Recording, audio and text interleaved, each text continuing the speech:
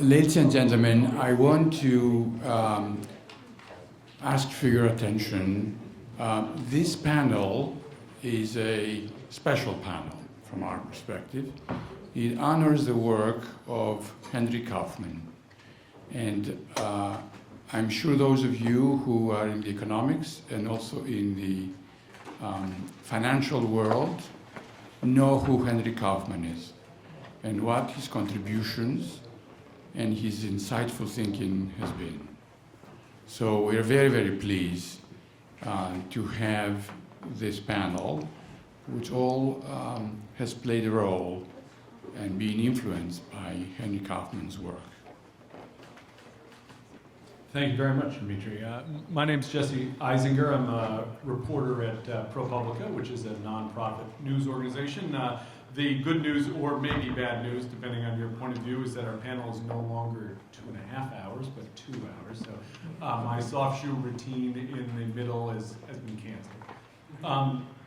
But we have a great panel for you about the crucial topics facing the economy. I don't think any of our panelists need much introduction, but our first speaker will be, of course, Henry Kaufman. Take it away.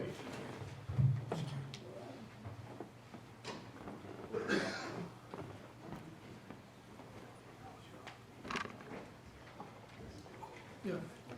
Well, there's one way or the other. I'm not going to use this. Well, thank you very much for that introduction. Now, I'm delighted to have been. Gee, this thing is staring me in the face. I'm delighted to have been invited to speak again at this annual conference in honor of Hyman Minsky. I knew Hyman, as some of you I'm sure did, through occasional calls and visits during which he sought insights about the behavior of the financial market. His behavior and his observations and conclusions were, of course, ahead of his time, an era when monetarists and Keynesians dominated the economic scene. Eventually, his groundbreaking work gained the attention it deserves, especially, of course, since the wake of 2008 crisis. Now, today's conference is especially significant to me because of the members of this panel. Martin Leibowitz and Dick Berner are two of my former colleagues from Salomon Brothers. They played a vital role in the creation of a highly regarded research department. Both have gone on to extremely successful careers at this podium. And at this podium, of course, is also my dear friend, Al Wojnilower. Now, we have known each other for nearly 60 years. We've successfully plowed through some rather treacherous financial minefields over that time. Al, too, has built an illustrious career. His insights about economics and finance have stood the test of time. And it is a joy for me to participate with all three of them here. Now, in this session of the program, we've been asked to discuss on whether the current credit structure is conducive to financial recovery financially, and my conclusion is no. We have lurched into a misaligned credit structure that was unforeseen by official policymakers and many market participants.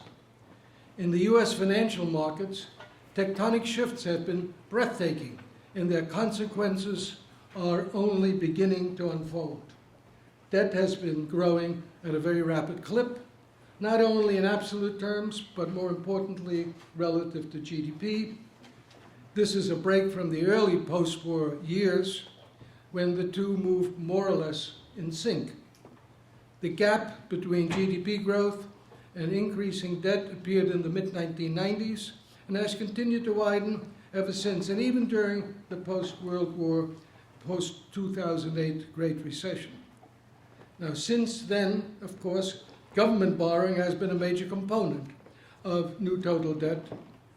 In contrast, household debt and state and local government debt has changed relatively little. Yet, they remain historically at very high levels. For example, household debt as a percent of disposable income is now down to 104%, from a peak of 150, but still above what was called 65, which was considered a norm for many, many years.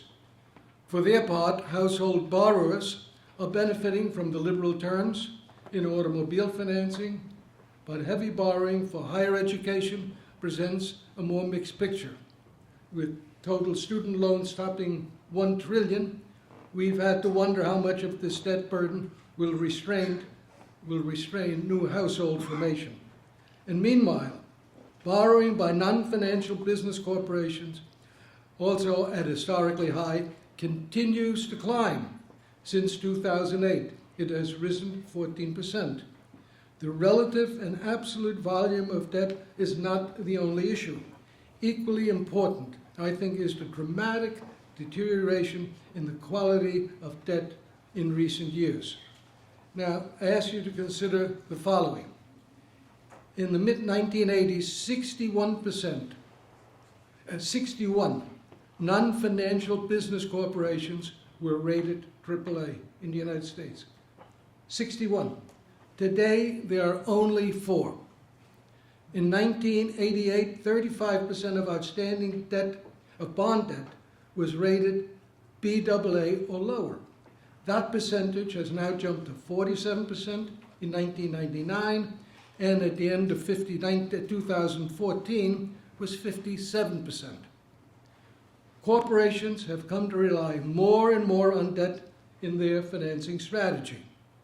During the 1990s, total corporate debt rose $4.1 trillion, compared with an increase in corporate equity on the balance sheet of only $263 billion. And between 2000 and 2007, net equity levels actually contracted, while debt climbed another $7 trillion. And since then, equity is up $280 billion, dwarfed by an additional increase in debt of $8.2 trillion.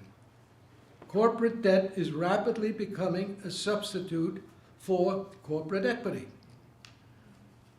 Many market observers point to the fact that non-financial business corporations are sitting on more than $2 trillion in liquid assets. But the analytical significance of this, I believe, is overstated, because this liquidity is highly concentrated. Among the 462 non-financial corporations in the S&P index, a mere 20 hold 61% of the group's total liquidity, and just 6% earned half of the group's total profit. Among state and local governments, the decline in corporate credit quality seems to be bottoming out, although it remains well below the levels of earlier economic expansions. Another major shift in the American financial market is the extraordinary increase in financial concentration. This rapid increase started in the 1990s and gained momentum during the Great Recession of the last decade. The 10 largest U.S. financial institutions now hold probably over 80% of all financial assets. As of 1990, there were 15,400 FDIC-insured deposit institutions in the United States. The number fell to 9,900 in 2000, 8,400 in 2008, and now stands at only 6,300. The U.S. asset management industry manages the allocation of about $53 trillion in financial assets. The 10 largest firms in that sector account for fully a third of the total. In mutual funds, the U.S. government Office of Financial Research, run by Dick Berner, reports that at the start of 2013, a literal handful of the 5 largest mutual fund complexes managed half the nation's mutual funds valued at $6.6 trillion. On Wall Street, the number of independent security firms has contracted sharply. Only 2 prominent ones remain, Goldman Sachs and Morgan Stanley, but even they now operate under the bank holding company structure. Gone are stalwart independents such as Merrill Lynch, Bear Stearns, Salomon, E.F. Hutton, Drexel Burnham, Kidder Peabody, Payne Webber, First Boston, Shearson and Lehman, and so on and so forth. Acute financial concentration has and will have far-reaching implications. To begin with, it's transforming the competitive dynamics within the financial markets. The decline in the number of dealers, underwriters, and market makers is widening the spread for securities and driving up financial costs. But more than that, as markets become more concentrated and less diverse, they will become more and more prone to sharp shifts. Asset prices will swing more frequently and more broadly, calling into question even the most reliable prices quoted for the sounded equity and the most creditworthy debt.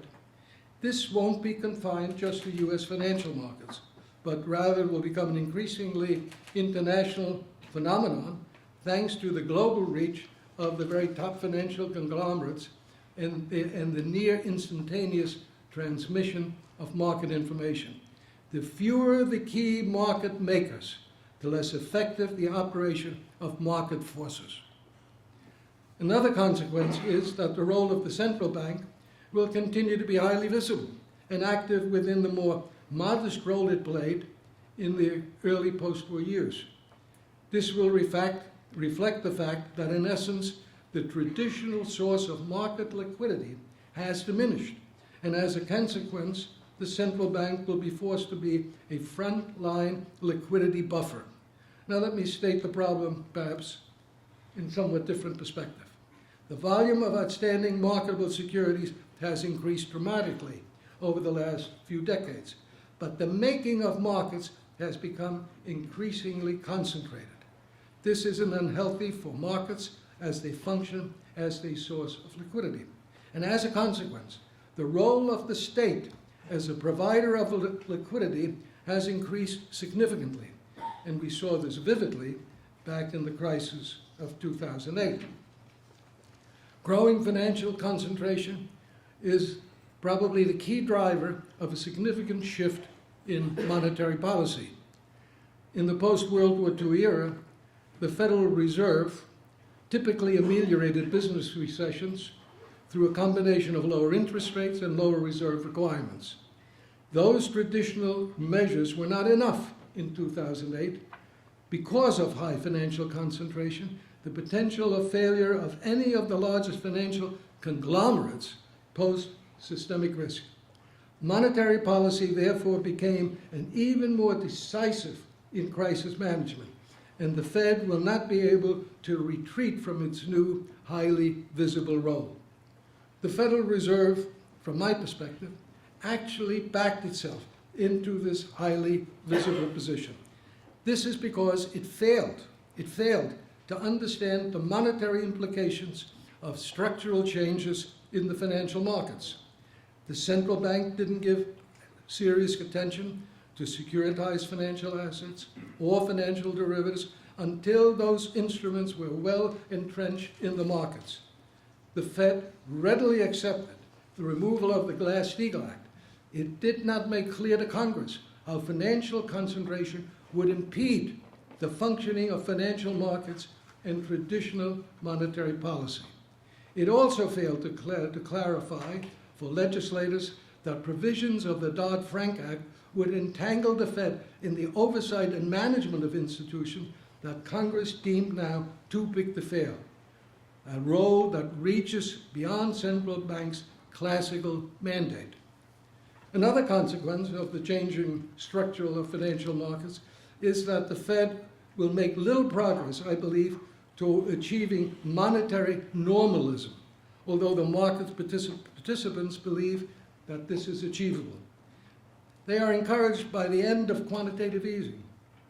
The markets hope that gradual increase in short-term interest rates eventually will bring the structure of interest rates more into alignment with past patterns, and that the Fed will make meaningful progress in reducing the size of its balance sheet. That is the hope. And yet, I believe it is highly questionable to me whether the Fed will make meaningful progress to reduce its balance sheet in the near term, or under circumstances perhaps even for the long term. By holding securities until they mature or selling them in the market, the central bank is in effect exercising even a form of monetary tightening through reducing bank reserves. When the Fed executes reverse repurchase agreement, bank reserves also contract, but the unwinding of the repos causes bank reserves to rise again. In order for the Fed to sell securities outright and thus reduce bank reserves and the availability of credit in the market, we will need to see a significant increase in the underlying inflation rate. If and when the Fed begins to liquidate securities from its portfolio, it will surely be worth noting where those liquidations will take place. But I would suggest it will take a considerable period of time in the future. Now, a further consequence is that the Federal Reserve will most likely pursue an interventionist policy that will reach beyond just quantitative easing. Stress testing the large institutions that are deemed too big to fail is just one outfit manifestation of official supervisory activism. Another is the big step that has thus far gone unnoticed. Today, official supervisory personnel are physically domiciled on the premises of large institutions to monitor their activities. And a few even sit on the board meetings of these institutions. What is yet to come, and I believe it will, is a policy of selective credit intervention, whereby the Fed will deploy direct guidance and vigorous moral suasion in an effort to head off widespread market speculation. There probably is no alternative to this action when monetary policy needs tightening. This is because in a financial world where large institutions are not allowed to fail, traditional monetary restraint will fall heavily on the other, namely the smaller institutions. Some will fail, but the smaller institutions, but their assets will be absorbed by others, boosting financial concentration even more. In this way, selective credit market intervention will serve as a kind of create a way of a circuit breaker, somewhat similar perhaps to the interest rate ceilings on time and savings deposits that were in place through the early decades in the post-World War II years. Now, considering this increasing active role of the Fed, it is quite likely that its quasi-political independence will be challenged across the political spectrum, not just by the left, but also by the right. Pressure will mount to reform the structure of the Fed, including, among other things, the composition of the board, the composition of the Open Market Committee, and the election of regional Fed presidents. At the same time, large institutional asset managers already under scrutiny by official regulators will quickly discover that the size of their holdings hinder active portfolio management, which in turn will encourage more official regulatory oversight. One of the unrecognized aspects of the current structure of our financial markets is that it lacks enough capacity to finance meaningful increase in economic activity. One of the questions raised by this program here. Considering the new financial framework, it is really difficult to envision a credit market that can sustain significantly higher interest rates. As I said earlier, the demanders of credit in the private sector already are burdened by relatively high debt loads, particularly if you think in old-fashioned terms, so to speak, along cyclical lines.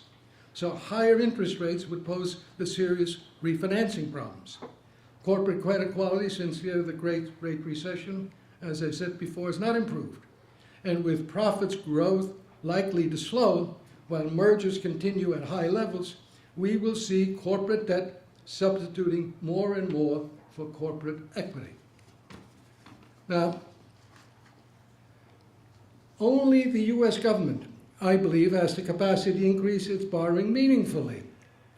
Its debt as a percent of GDP is not a threatening situation. The weighted average maturity of the US government publicly owned debt is 85 months, as compared with fewer than 49 months back in 2009. The US dollar's role as the key reserve currency is unlikely to be challenged in the foreseeable future and won't be a threat to government borrowing. Now, those who favor a neutral fiscal policy are confronted with a serious conundrum. How can the economy continue to grow if the private sector borrowers do not have the capacity to lift the indebtedness that they have relative to GDP? Meaning, if they do, their creditworthiness is likely going to continue to deteriorate. Now, interest rates patterns can't escape the influence of evolving financial markets and the influences of official policy. As noted, as I said earlier, the drop in market liquidity and the decline in credit quality will contribute periodically to significant volatility, which in turn will prompt the Fed to stabilize conditions through open market admonitions, through open market purchases along the entire yield curve, and through selective credit allocations. Eventually, a high concentration of investment funds in relatively large institutions may also compel the Federal Reserve to purchase securities along a much broader range of assets in order to stabilize conditions. Recent events in the American economy and in financial markets have been described by some as the new normal. It's a label that doesn't fit really the circumstances. If this is the new normal, the question is, what's the old normal? Was there an old normal? Was there an old normal typified by the events of the 1950s, when financial institutions were highly liquid, business corporations pursued conservative financing practices, and households' borrowings were rather moderate? Or was the old normal reflected in the events of the 1960s and 70s, when inflation gathered momentum, interest rates reached new high peaks, and markets and the economy seemed to lose their morning? Or can it be claimed that the old normal was embodied in the period from 1980s to 2007, when a period highlighted by excessive financial entrepreneurship and unprecedented credit creation that eventually undermined the economy? Economic normality is at its core a statistical construct in which economic and financial data are cyclically aggregated and averaged to some standard called normal. It's illusory comfort to assume that such constructs can serve really a useful purpose. Yet the concept continues to shape economic and financial analysis in the private and official sectors. It's a statistical construct that rests on somewhat dubious measures at times, such as GDP, consumer prices, and productivity, yet fails to adequately account for the structural changes in business and finance that are making our future. And so, I strongly believe we need a new alignment in economic and financial analysis. Thank you. A new, not alignment, a new enlightenment. Thank you.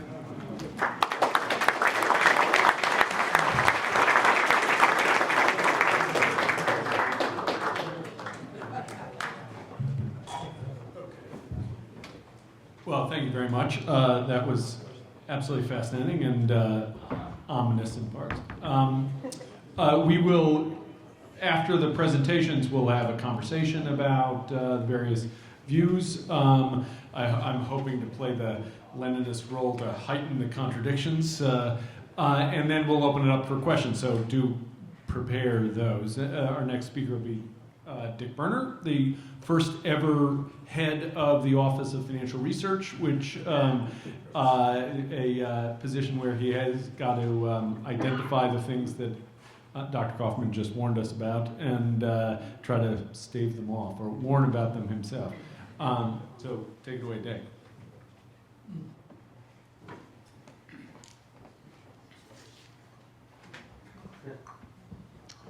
So thanks, Jesse, for that challenging and warm introduction. And thanks especially to Dimitri, Jan, and others in the Levy Institute for inviting me here. It's good to be back with all of you. Like Henry, I'm honored and deeply grateful to be on a panel of this sort with Henry, Marty Leibowitz, and Al Wojnilower. All are mentors and dear friends. Henry was my boss at Salomon Brothers starting 31 years ago. He taught me that our financial system is prone to instability and that appropriate regulation is essential for its stable functioning. Later, I worked for and with Marty at Salomon and Morgan Stanley. Marty taught me investment management and what happens to portfolios under stress. And at regular lunches with Al, Henry, and Marty, Al taught us all about financial instability. Hopefully I can add a bit to this group's wisdom from what I've learned in pursuit of a stronger financial system. To answer the question posed to the group in this panel, I'll start by defining financial stability. Financial stability occurs when the financial system can provide its basic functions even under stress. Financial stability is not about constraining market volatility, nor can we predict or prevent financial shocks. Rather, financial stability is about resilience. We want to be sure that when shocks hit, the financial system will continue to provide its basic functions to facilitate economic activity. In the Office of Financial Research first annual report, we identified 6 such basic functions: credit allocation and leverage, maturity transformation, risk transfer, price discovery, liquidity provision, and facilitation of payments. Threats to financial stability arise from vulnerabilities in the financial system, failures in these functions that are exposed by shocks. Now, as I see it, resilience has 2 aspects. First, does the system have enough shock-absorbing capacity so that it can still function? And 2, and probably ignored and most important, are incentives such as market discipline or transparent pricing of risk aligned to limit excessive risk-taking. Both of these aspects matter. Shock absorbers are needed to buffer hits, while what I call guardrails, or incentives that affect behavior, are needed to increase the cost of and thereby constrain the risk-taking that can create financial vulnerabilities. Resilience, or conversely threats to financial stability, are system-wide concepts. To measure, assess, and monitor them, we must examine institutions and markets across the financial system to appreciate how threats propagate from one institution or market to others. And we need to evaluate ways to mitigate those risks. Now, as Henry indicated, the financial crisis exposed critical gaps in our analysis and understanding of the financial system, in the data used to measure and monitor financial activities, and in the policy tools available to mitigate potential threats to financial stability. These gaps in analysis, data, and policy tools contributed to the crisis and hampered efforts to contain it. Filling those gaps is crucial to assessing and monitoring threats and to developing what we call the macroprudential toolkit to make the financial system more resilient. We at the OFR help promote financial stability by developing tools to assess and monitor threats to financial stability, by improving the scope, availability, and quality of financial data to measure those threats, and by evaluating policies designed to mitigate risks. In the 5 years since the crisis, federal financial regulators have taken important steps to make the financial system more resilient.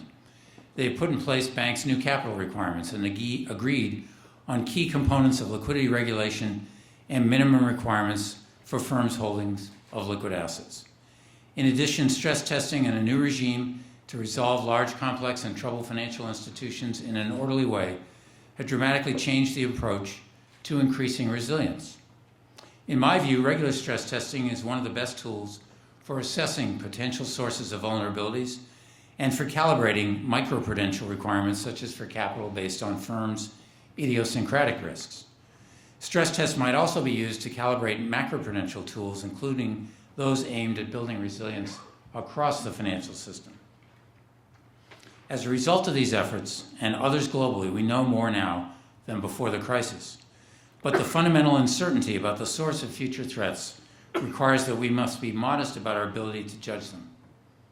To monitor activity across the financial system, we know we need to improve the quality and scope of financial data.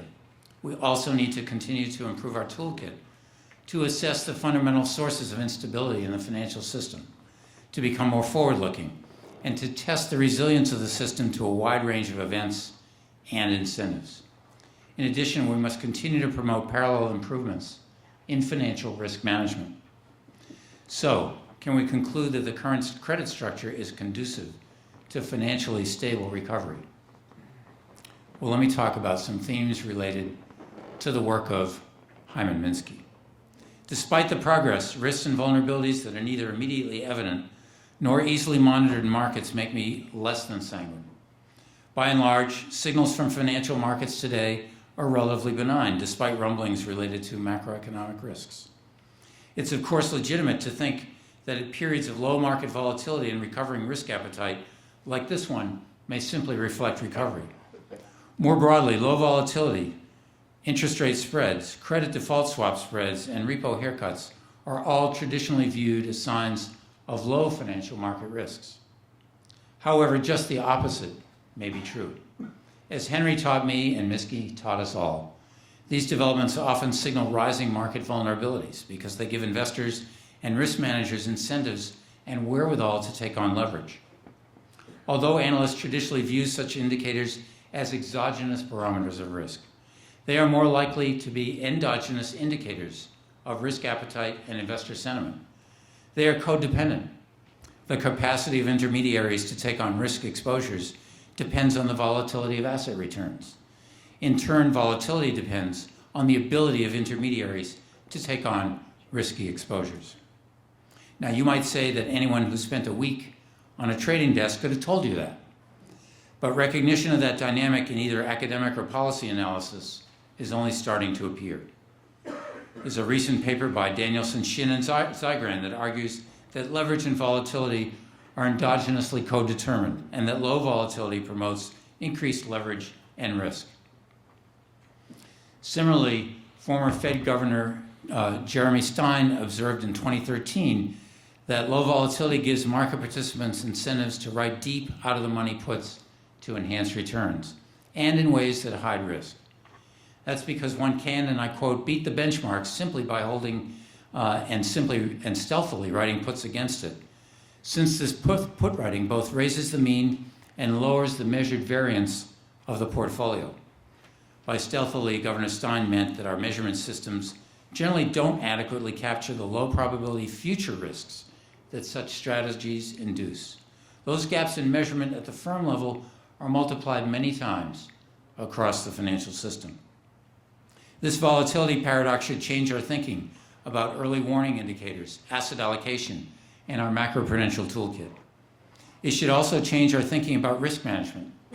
As my former colleague Rick Bookstaber puts it, treating such indicators as exogenous means that higher leverage and risk-taking in general will apparently be justified by the lower volatility of the market and by the great ability to diversify as indicated by the lower correlations. Let me touch on three implications of this volatility paradox. First, leverage and volatility risk are procyclical. That's because the risk is often managed by looking to metrics like value at risk, or VAR.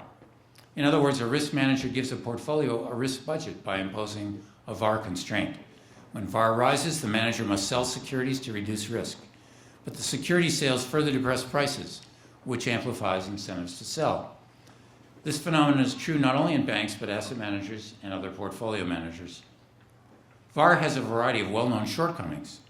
It depends on contemporaneous volatility. It underestimates worst-case loss because it looks at historical, not forward-looking correlations. It may not capture correlations across a portfolio. Low VAR, like low volatility, creates incentives for more leverage.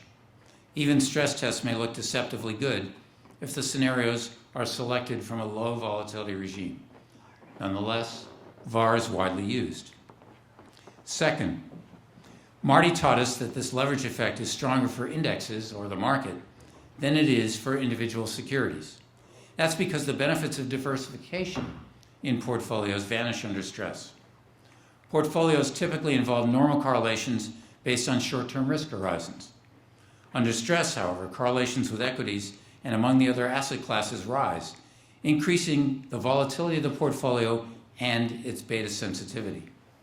This de-diversification usually occurs when investors have taken on more risk and more leverage, and they find themselves selling what they can rather than selling illiquid assets.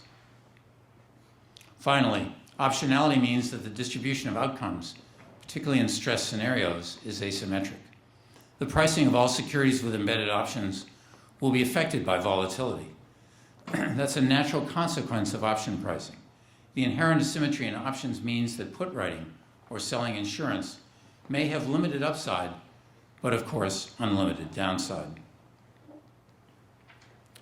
Let me turn to some tools to monitor risks. Consistent with our financial stability mandate, we at the OFR developed a tool for measuring and summarizing risks system-wide. Our financial stability monitor depicts a framework with 5 buckets or categories of risk: macroeconomic, market, credit, funding and liquidity, and contagion. This risk-based approach aligns with the financial system's basic functions and enables us to look across the financial system rather than focusing piecemeal on institutions or market segments. The monitor enables us to track and measure risks in banks, shadow banks, other non-banks, and markets. We update it and it's supporting data semi-annually on our website. This monitor is part of a larger suite of monitors and risk assessment tools we're creating for each of these 5 risk categories. Taken together, these tools help us examine the interplay among risks and analyze related developments across asset classes. We supplement our financial stability analysis with market intelligence. Last year, we launched a financial market monitor that summarizes major developments and emerging trends in global capital markets through a financial stability lens. Like many of you, we derive enormous benefit from our conversations with market participants. In our judgment today, overall threats to financial stability remain at a moderate level. Our financial stability monitor shows that macroeconomic, market, funding, and credit and contagion risks are not excessive. However, a number of risks within each of these categories have increased in the last 6 months to a year. For example, indicators of corporate credit risk in our monitoring tools have been flashing warning signs for some time. Corporate bond spreads were exceptionally narrow for much of 2014, promoting increased issuance and risk-taking. Since then, widening spreads have reduced those incentives and risks somewhat. Risk-taking in general has diminished, but only somewhat.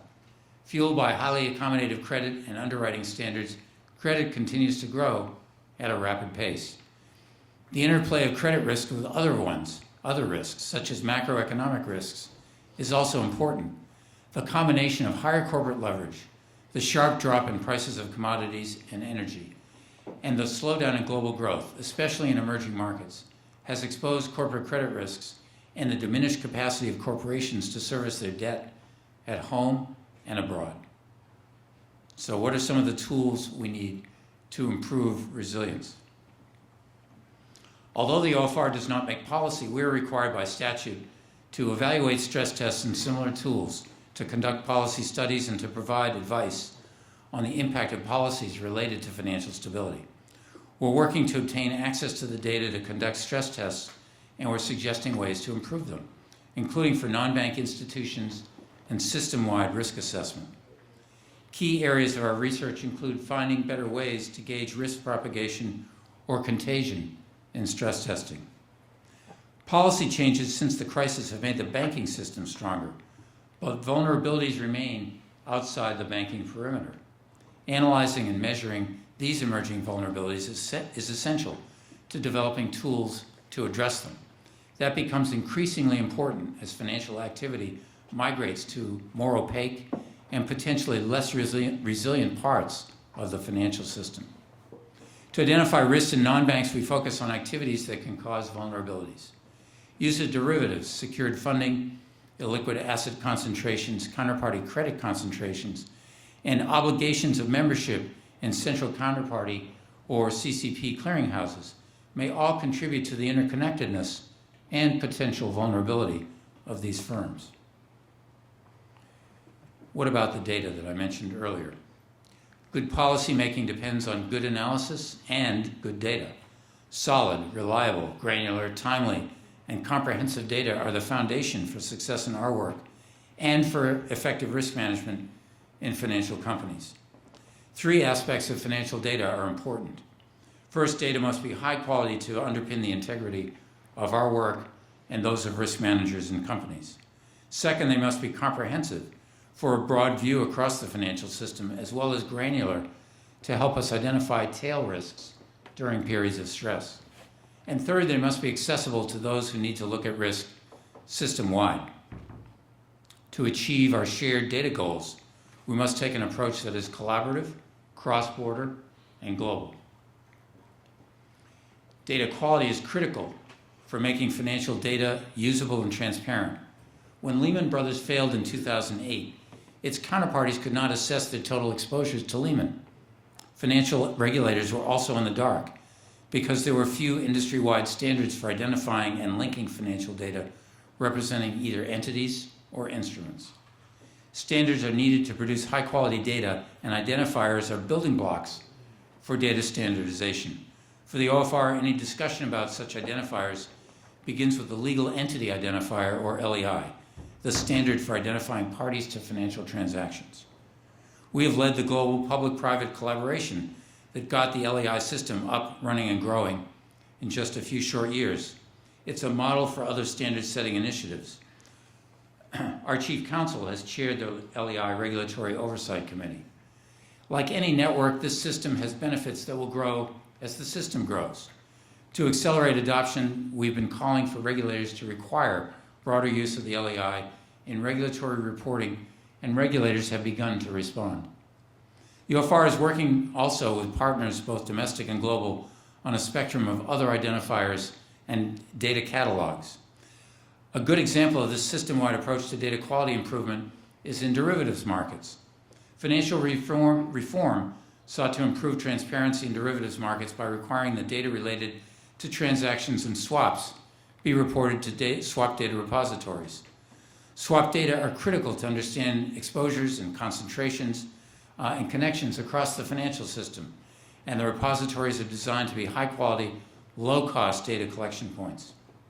18 months ago, we started a joint project with the CFTC to enhance the quality, types, and formats of data collected from registered swap data repositories.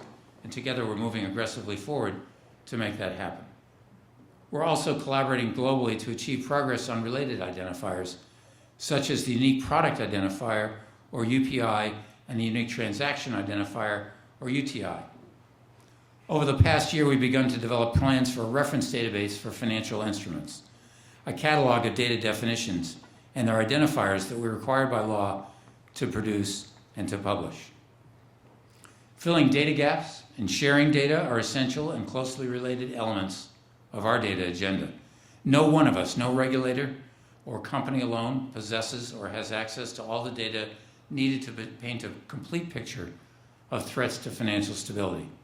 Filling out the full picture requires judicious collection and secure data sharing and collaboration on a global basis so that we can identify and fill the gaps, reduce or eliminate duplication and overlap, and make data appropriately accessible. Data gaps persist in securities financing transactions, including repo and securities lending. The markets for these critical short-term funding instruments remain vulnerable to runs and asset fire sales. Yet comprehensive data on so-called bilateral repo and securities lending transactions are really scant. We've mapped the sources and uses of such funds to better understand these markets, to assess their risks, and to identify gaps in available data.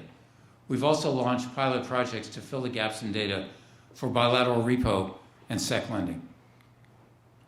We think Minsky would agree on this data priority, data that directly measures system-wide leverage, such as the number of rehypothecations or the rapidity of rehypothecation, can help assess vulnerabilities better than what markets reveal through traditional channels, such as market prices.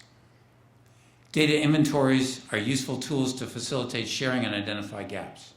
These inventories catalog existing data and define how they represent the activities or concepts that collaborators want to access.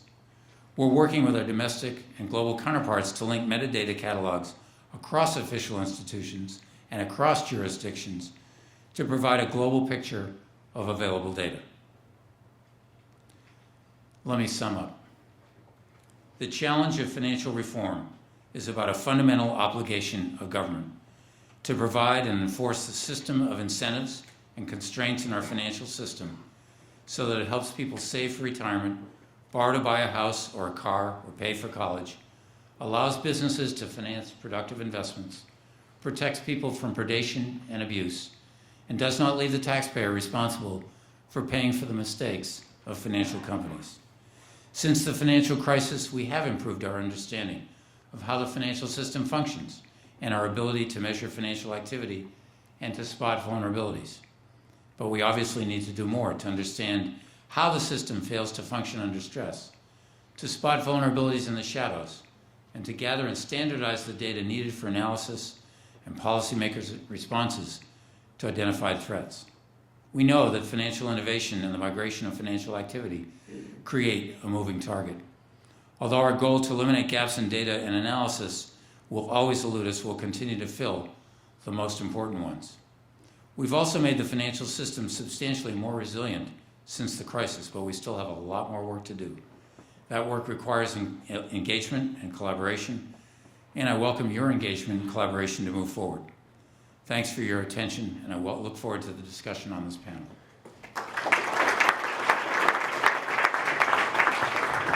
Thank you very much, Nick. That sort of put me in the mind of a marketing idea. You know, the overall threat level is moderate. You could be sort of like the Department of Homeland Security, you know, and somebody could, Fox News could have what is the financial threat level today? Well, the OFR says moderate. If you look at our website, you can see that monitor is out there. You've got it. With all that. Yeah, oh, well, okay, you beat me to it. Okay,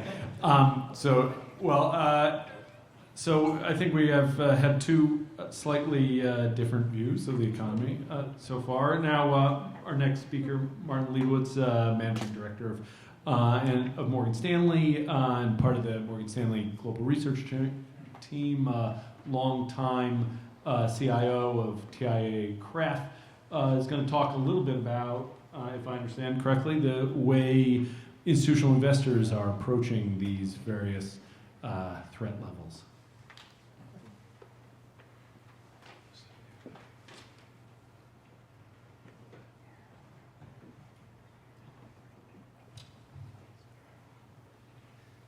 Thank you, Jesse. I thought you were going to start off by saying we've had two wonderful talks, and now we have Marty. But I really should have a few confessions up here and say, you know, I'm here in part because of the wonderful other people who are the wonderful other economists and friends who are on this panel. My mentor, Henry Kaufman, my former associate, Dick Berner, and a man I've admired and interacted with over many years, Wojnilower. But I'm not an economist. I feel that in this audience has the flavor of a confession. But I say it with, you know, I'm proud not to be an economist. What I am is a financial modeler, and I've had the good fortune to be a CIO of a major entity, and perhaps even more importantly, to have the opportunity to have been on the boards and investment committees of a wide range of different asset owners, and to see their activities, participate in their decisions, and learn about, you know, where they are going from here. And that, I think, is really the basis for my talk today. Also, I did meet Minsky. And not only did I meet him, I'm very proud of how I met him. And I'll tell you that story real quickly. As I said, I'm not an economist, so I don't usually read deeply into the economic literature. Of course, I read everything that Henry and Dick and Al have written, but aside from that, so there was an article, there was a paper, a periodical back in the old days called The Bond Buyer. I don't know if it still exists, but The Bond Buyer would occasionally have some material like an economic section. And I usually glanced through that very quickly, moved on to the other stuff that related to the markets more directly. But in one issue, there was a series of 3 articles by this fellow with a very strange name, Hyman Minsky. He was in St. Louis and at WashU, and I started just reading it, and I kept on reading it because I said, this guy really does know what he's talking about.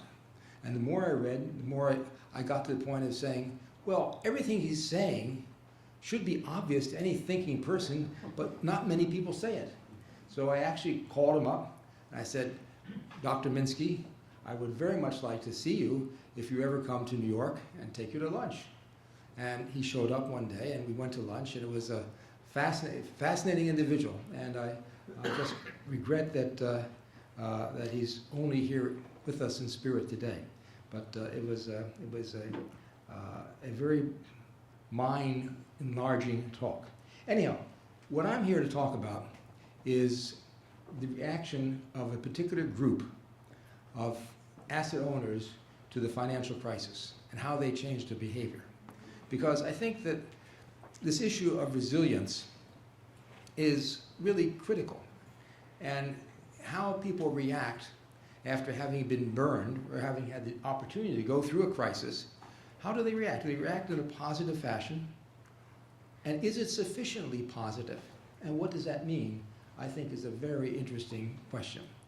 Now, I can't give you the answers, but I can describe the behavior of one fairly coherent group, a homogeneous group in some ways, of organizations which have a fair amount of assets, the large endowments from the universities in the US.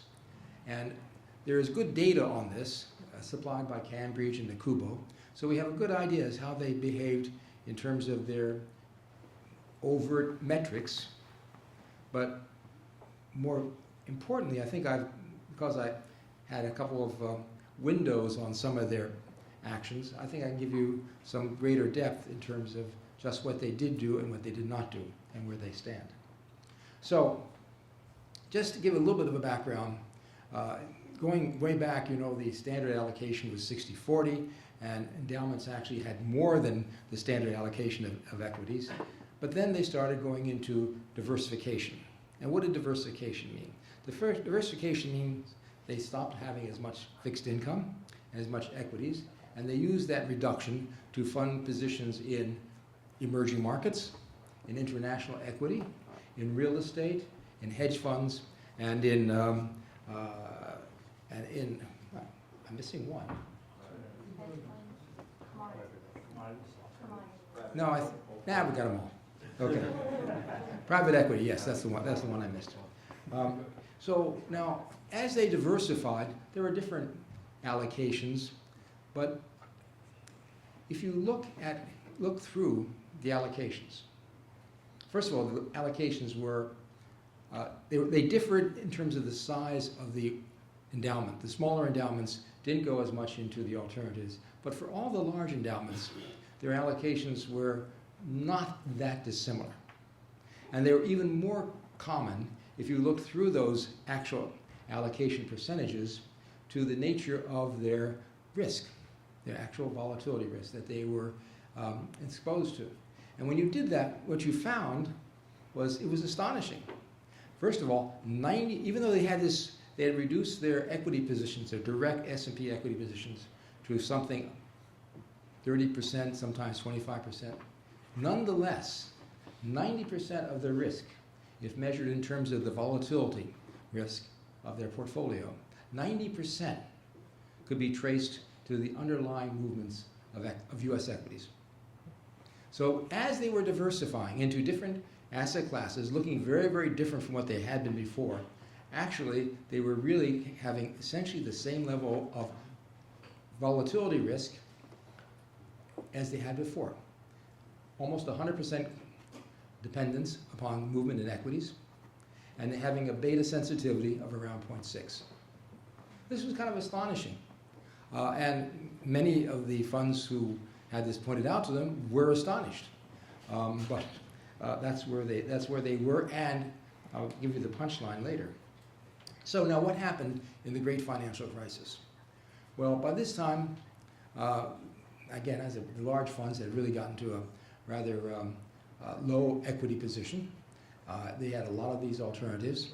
And as the crisis hit, what happened is that beta sensitivity of 0.6 corresponding to a 60-40 fund actually started, and I think Dick alluded to this, they started to rise and become ever more, not just 60% sensitive to equities, but 70, 80, and then eventually 90% equities.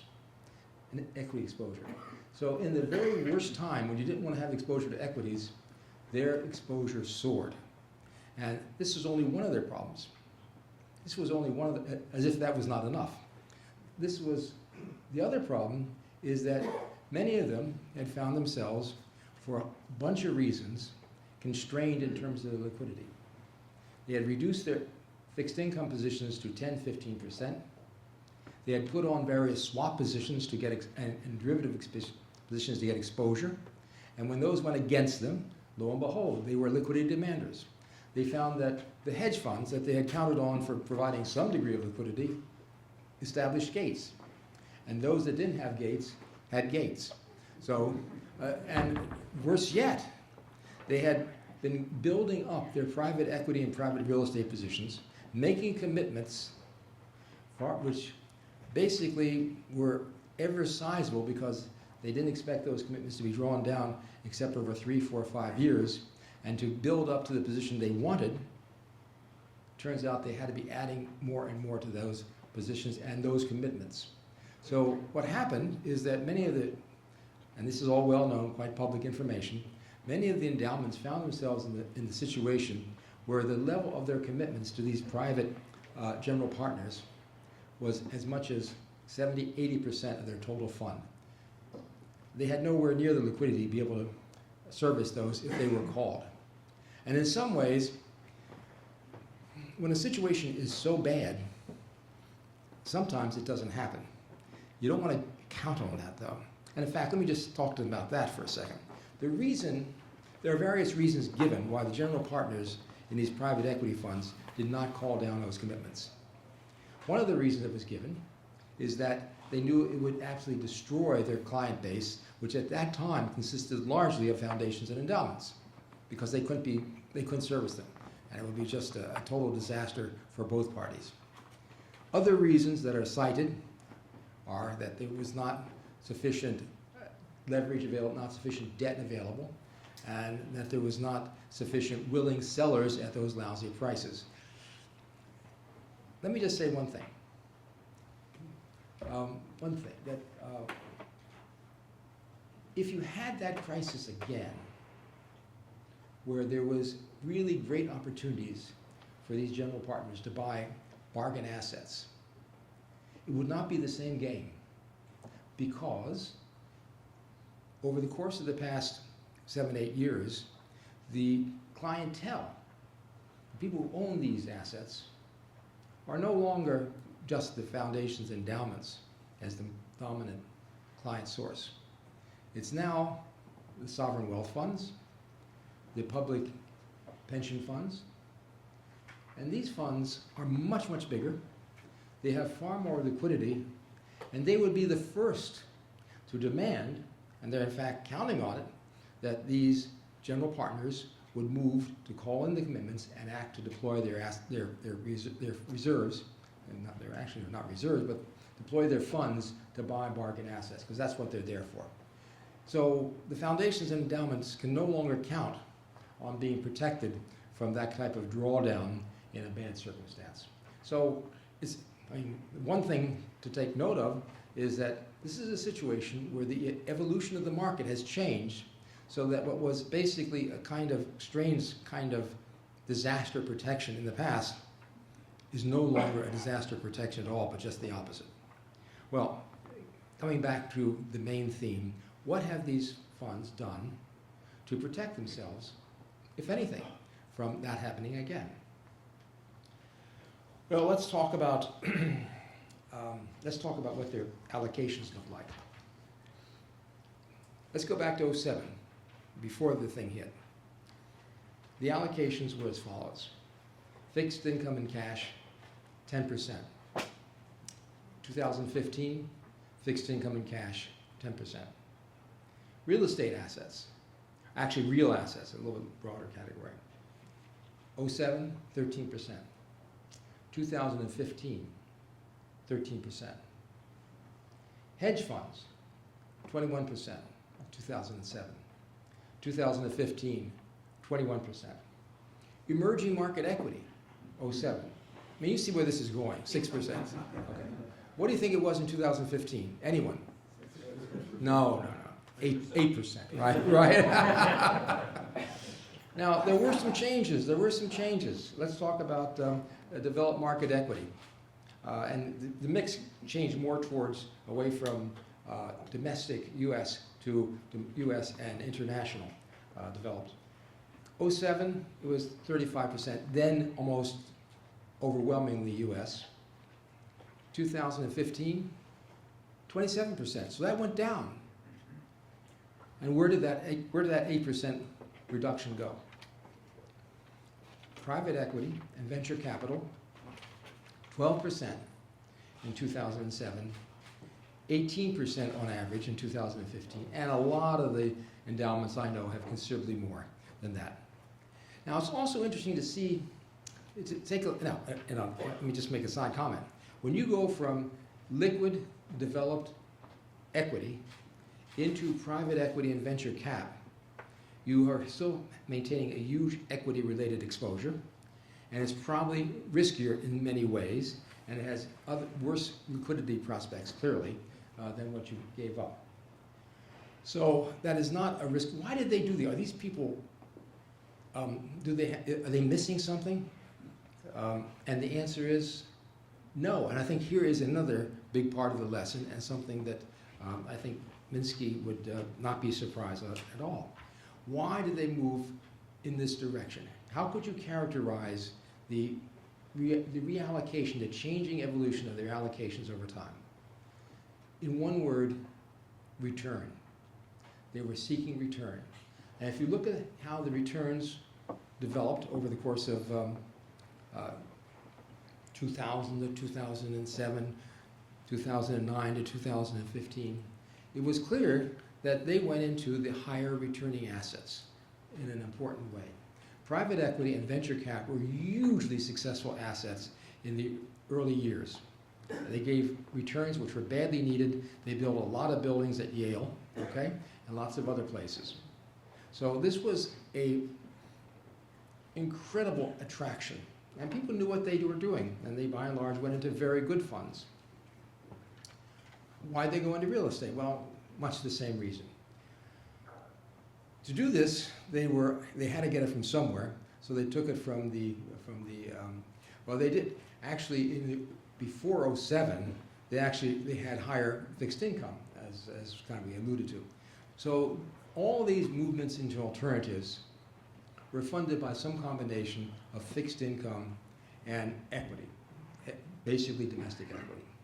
Now, what was interesting is, why did the equity-related sensitivity, that 0.6, remain the same as they went into these alternatives? Well, because they took a funding combination of fixed income and equity, and probably had a mixture of sensitivity, which was on 5 minutes. Oh, just sorry. Is this for you or for me? I'm just kidding. I'm just getting going. No, this is a faux pas of the month. Well, how much did Henry have? Get 1 minute fewer than Henry. Okay. I was giving strict instructions. I don't deserve anywhere near as much as Henry. This is Okay, I will. my fault. No. It's my. Bring more to the I was conversation. having too much fun here. So let me move forward quickly. What they did is they had this funding combination, mixture of equity and bonds, and basically they deployed it into these alternatives, which basically were lower beta sensitivity under normal times, but it was essentially going from like a 0.4 beta funder into a 0.4 new asset. So they weren't changing their overall beta sensitivity at all, except they were. They were in the following sense. And again, Dick alluded to this. That beta sensitivity was based upon standard correlations, normal level correlations. Correlations that persist on average over time. Well, as we know about crossing streams, the average, you can drown in an average stream which has a height of 2 feet. So a depth of 2 feet.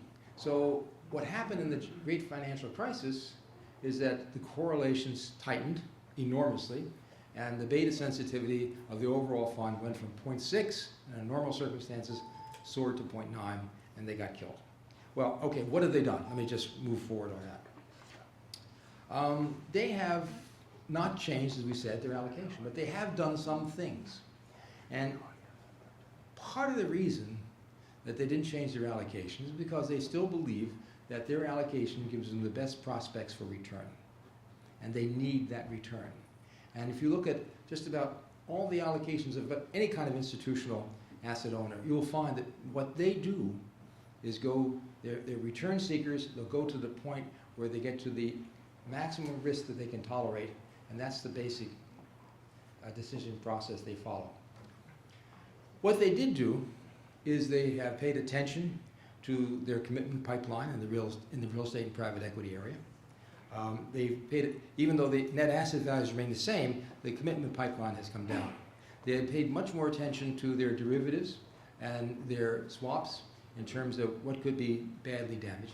They have done the analog of stress tests in terms of fairly detailed scenario analysis and looking at both actual historical and projected stress situations and asking the question, how bad does it get for us? When sometimes they get answers which they don't like, but that's why you do these things. They've done a number of other things, but they're all around the edges. They've certainly tried to improve they've looked at their liquidity waterfalls. They've done a number of other things which are helpful, but not, I guess, what's the legal term, dispositive. I always love that term. Don't know what it means, but it has such a definitive tone to it. In other words, they are basically in much the same kind of situation. So what do you take from this? What would Minsky say? I think I know what Minsky might say. He might say that, those who live through a very bad time in history, if they're insufficiently burned, they may live to relive it. So, thank you very much.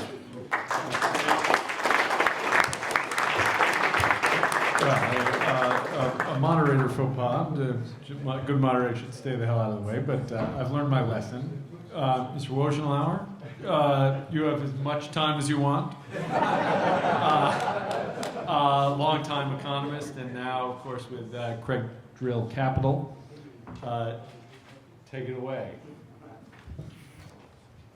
Well, this is a little bit more macroeconomic perspective, and it's supposed to be shorter. We'll see. We all understand that intrinsically the flow of income is circular. My spending is your income, your spending is my income.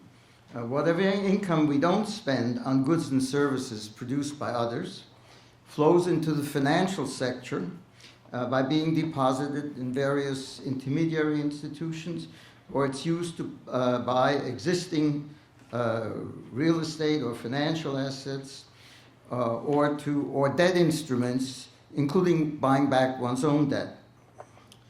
I'm ignoring cash that gets stuffed into vaults and mattresses. Innumerable transactions in outstanding assets may take place within the financial sector, but unless and until the saved income is used to buy freshly produced goods and services, the circular flow of income will diminish. For that flow to grow, the financial sector must lend more to non-banks than it receives from them. In other words, in a growing economy, debt must increase. This process is measured, albeit with many errors and omissions, in the quarterly financial accounts of the United States compiled by the Fed. It's no surprise that quarter-to-quarter growth rates in total non-financial debt, as the Fed calls it, that these growth rates are about the same as those in nominal GDP. On the other hand, the growth rates or shrinkages in financial debt, which is what financial institutions owe to one another, vary all over the lot, essentially reflecting the fluctuations in speculative activity. To be sure, the process of converting saving into income could take place through equity as well as debt, But as I think we've heard, the amounts involved are trivial, and net equity issuance by non-financial corporations has been negative for many years, reflecting stock repurchases by companies and bankruptcies. Of course, debt and credit are alternate sides of the same coin. Financial intermediaries assemble the inflows they receive into larger chunks that are needed by borrowers. Using their experience and expertise, they decide which borrowers are creditworthy. The rating agencies perform this function in the bond market. In general, savers don't know or trust, they shouldn't, the borrowers who ultimately receive their funds. There's a large industry has developed to facilitate, monitor, and adjudicate this process, as well as a large body of financial regulation, of governmental regulation. This is to ensure that debts are repaid on time and as specified in the underlying contract. No economy that relies on the division of labor can function in the absence of such a process, although the scope of the rules, the intensity with which they are enforced, and the penalties and shame imposed for violating them differ widely. For the circular flow of income to increase, it's necessary for aggregate credit to grow rather than to shrink. In aggregate, for every debt that's repaid, new and larger debts need to be incurred. So in order to have a just economy with an efficient allocation of capital, obviously debts have to be repaid. But from a macroeconomic point of view, in contrast, especially but not only during recessions, timely repayment of all debts is not essential and sometimes undesirable. So I conclude the financial system is thus perpetually at odds with itself. It's trying simultaneously to shrink, to repay debt, and to grow, to increase debt. The problem is perpetual because it's not the fault of human designers, but of the way that humanity itself is structured. This internal contradiction has especially pernicious effects when it comes to government finance. The public tends to think that government is like a household or company, which should repay any debt it incurs relatively promptly. This attitude is reflected in the legal balanced budget requirements of many states and localities, which some believe should apply to the federal government as well. Yet government spending on goods and services, that's excluding transfer payments, comprises 18% of GDP. If government borrowing fails to expand fast enough to maintain this share, private borrowing has to take faster to take its place, which means it would be rising too fast if aggregate economic growth is to be maintained. Failure of government borrowing to grow implies recurrent national business recessions. This reasoning also applies to reductions in the Federal Reserve balance sheet. If the federal budget remains in deficit, for the Fed to reduce its security holdings, they have to be transferred to the private sector, potentially crowding out other borrowers. So the upshot is that balanced budget pressures have been circumvented. Major evasions include the government's huge off-budget role as a guarantor of debt, as for residential mortgages, as a lender, for example, of student loans. Although inevitably subject to widespread abuse, these measures are socially and economically necessary from a national point of view. For policymakers, understanding, predicting, and modulating private borrowing is difficult enough, but this task is dwarfed by the complexity of the political determinants of government borrowing. Moreover, governments have access to means of debt repayment not available to the private sector. These include raising taxes, higher inflation, currency devaluation, confiscation, even repudiation. Now, as we've ever known ever since the Garden of Eden, promises by human beings, including promises to repay loans, are not always kept. Curiosity, risk-taking, and gambling are part of human nature, more for some of us and less for others. This means that there will always be many debtors, large and small, skating on thin ice, and some falling through. Publicity regarding such situations, which is as much a function of media hype as of size or accuracy, provides turmoil in financial markets. Once in a while, of course we don't never know in advance, market stampedes may be triggered that materially impinge on the circular flow of income. When hysteria reaches this flashpoint, the authorities have little choice but to arrange some sort of bailout. Market participants understand this and plan accordingly. In recent generations, and at least for the next decade or two, lifestyles around the world have changed and will continue to change substantially. That includes finance. The huge, systemically important institutions will, in my judgment, continue to shrink, not just because of tougher regulatory restrictions and surveillance, but because their very size makes it difficult for them to remain technologically competitive. New internet-based intermediaries are emerging that will be able to judge loans and transfer funds more efficiently. More payments will be made electronically in ways that reduce or eliminate the role of traditional banks. Many or most bank branches will become redundant. The new intermediaries will find novel ways to game laws, rules, and supervisors so that regulation will, almost by definition, lag behind innovation. As evaluated by an extraterrestrial observer, the world will likely be better off economically 10 or 20 years from now.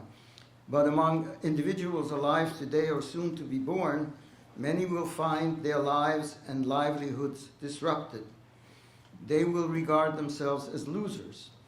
How they will give vent to their feelings is imponderable, but it's almost certain that the purchasing power of the assets that people and their pension funds are acquiring today to fund their future retirement will be determined in a political and financial environment far different from today's. The crucial question will be, I believe, to what extent oldsters and youngsters will continue to make sacrifices in behalf of each other's futures. Will the oldsters continue to generously fund their offspring's education and family formation, both directly and through the political process? Will the youngsters continue to bear, personally and politically, the demographically expanding costs of Social Security and of other pensions and of medical expenses to enable their parents to age in comfort? Will populists, drawing on the support of the young, manage to devalue the wealth owned by the mostly elderly rich, weakening or destroying the source of their political power? Returning to the narrower theme of this session, we should expect financial markets to be volatile and unreliable during good times as well as bad, while, as with murder and robbery, the frequency and intensity of financial crisis can and should be reduced by closer governance. Success in such efforts will be intermittent and incomplete, and I thank my colleagues for allowing me to tell this to them.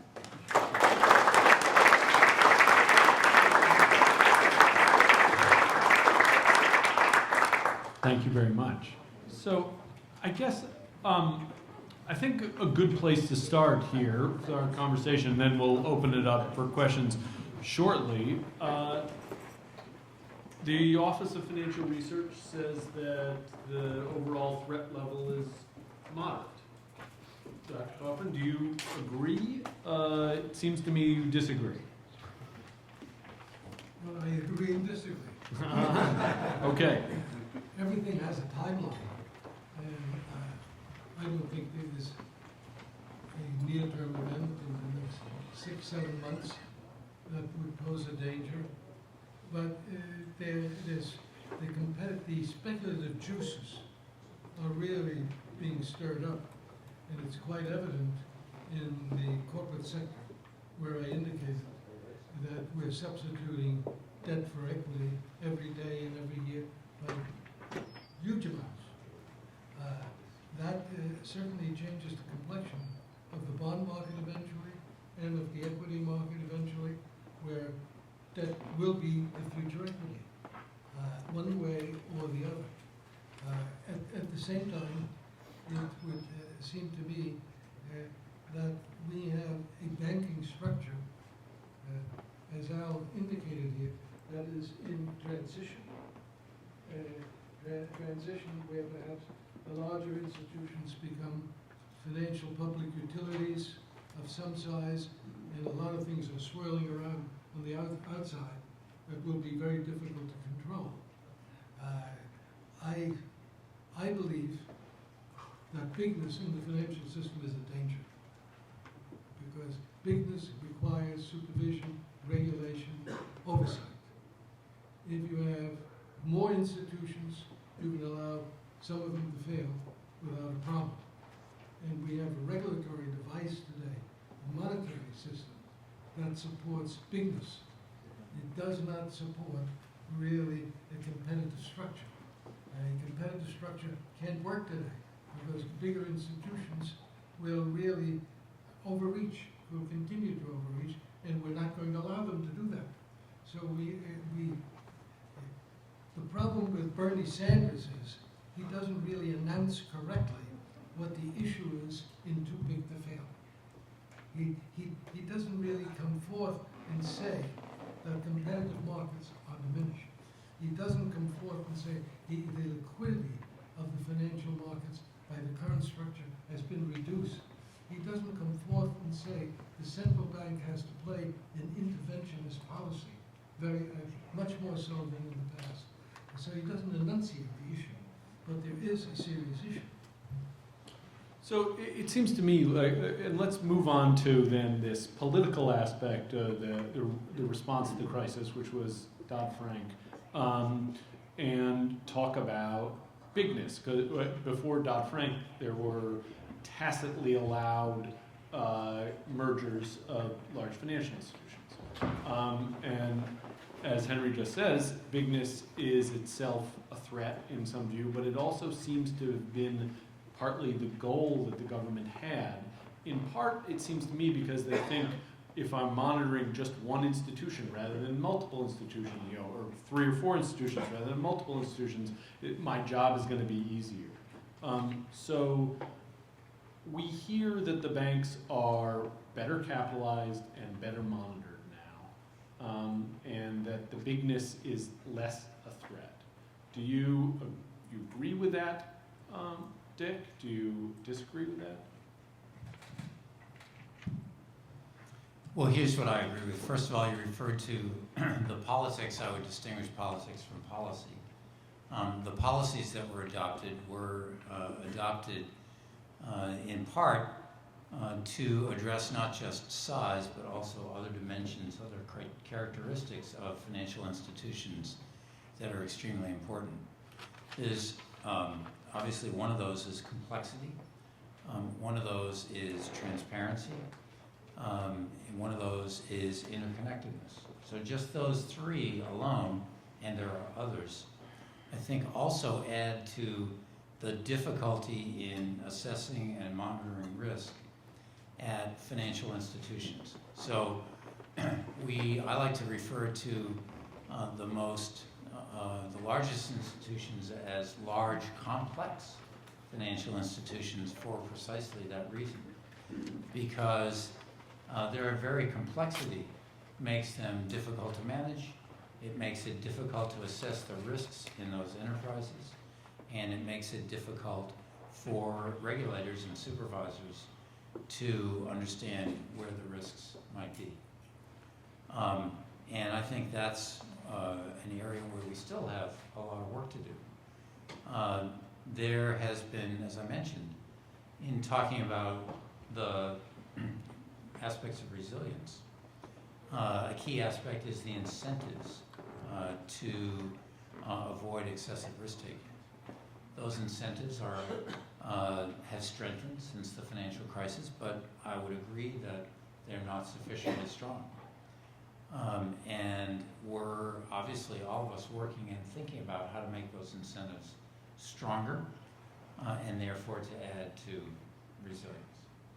I want to return to the notion of complexity in these big institutions in a second, but Marty, do you want to weigh in on the notion of that Dick just talked about? Because it seems like if these endowments are actually doing mostly the same thing they were doing pre-crisis, with the one change being that they're reaching for yield with more aggressive less liquid investors, private equity investors, then have the incentives changed for those kinds of institutions, and are they more resilient or less resilient? No, they are more resilient because they have been doing a number of other things around the edges to reduce their exposure to another crisis. But that doesn't necessarily mean that they have achieved a level of significant immunity. They're still vulnerable, and I think when you reach for return, or with financial institutions or private corporations, the very nature of the kind of hydraulic flows that Al talked about tend to drive you towards larger size. You want to grow. And growth is something we really haven't talked about much here, but there's a strong innate force which takes economic entities to try to go higher, bigger, for various reasons, economy of scale, etc., but also just to get bigger. They want to reinvest their profits. They want to increase their reach. And I don't think that, I think that problem is going to be with us. I think that's intrinsic. But let me turn it over to Al to answer that question, because he's much better prepared. I set you up. Yeah. But I'm not sure what the question is.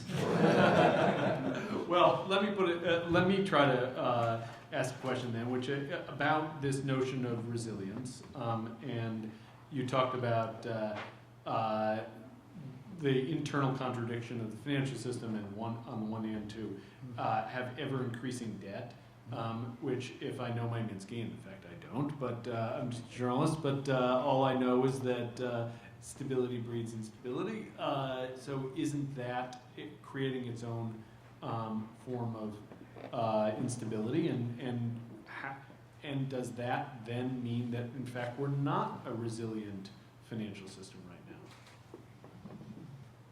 Well, I think right now we benefit, if that's the right label, from the fact that we recently went through a terrible crisis. Maybe we are still, to some degree, in that crisis. So, if you just got run over by a car, you're likely not to take that kind of chance in the next week or two. But as time passes, I think it's inherent in humanity to take these kinds of chances, and that's what history suggests happens. Civilizations arise and get wiped out. That's our history, and and while we all try to, so I would agree that for the time being, we're better off in that respect than we were a few years ago. But what I tried to suggest in my talk is that people should understand that with the I won't call it progress, but with the advances in technology, the incentives and the how one and what kind of how one creates resilience will be very different 10 and 20 years from now. Putting it another way, in the United States we have been fortunate to have a kind of continuity in finance over a period of many years, even though we had the Depression in 2008. But around the world as a whole, I think for the great majority of people, the investments in not only intangible assets and securities, but even in their own skills and education turned out to be useless in the face of disease, war. You have all these things. So this is my way of not answering your question. I always think it's a mark of a good panel when you get to the point where you discuss the collapse of civilization. Go ahead. It is quite remarkable how we forget the significance of financial panics and turmoil. Right? Al and I, for example, we were there in the early post-war years, post-World War II years, and that was a period of great conservatism. And that depression left a deep legacy on those who managed institutions and markets in the 1950s, for example. They remembered what happened in the 1930s, and to the institutions, and to compensations and so on. But once you got past that, and then we got into a period in which we had this mini recession in 1966, and we had the pressure by financial institutions to be able to do more, to intermediate more, to create new financial instruments. The competitive juices finally came back. But it was a second generation. It was not the generation that came into power immediately after World War II. It was the generation after that that had forgotten what their forefathers had experienced. And then, as we experienced more of these ups and downs and crises, market participants became more acclimated to the whole process because not everybody failed.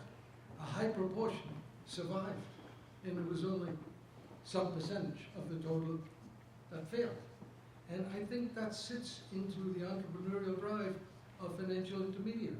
The recognition, well, something goes wrong, I won't go wrong, and then Fed is there, and the government is there, and the bailout is there, and that inspires new hope and aggression.